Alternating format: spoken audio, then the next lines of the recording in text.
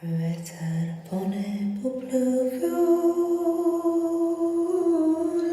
Macabru cel mare e că, de când am intrat la litere, am cunoscut o fată.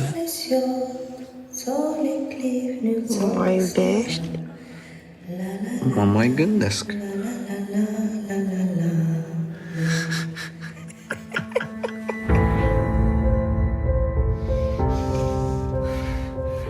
Pur și simplu nu știu cum să o ajut. E geloasă. Nu să vă spun, e depresivă, instabilă. Suprarealiștii promovau conceptul de scriere automatică. Alegerea soției mea este un examen mai greu decât cele mai complicate doctorate care...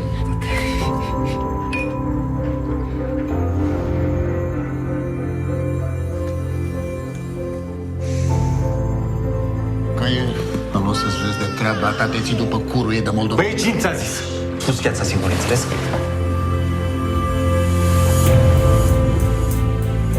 Nu mai vreau să depind de nimeni. Când ai ieșit ultima oară singură fără mine?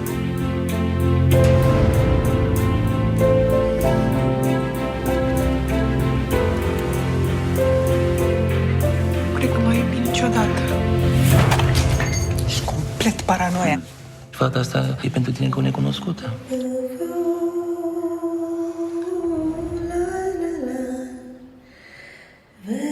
Mă mai iubești? Mă mai gândesc. La la la la la la la la la la la la.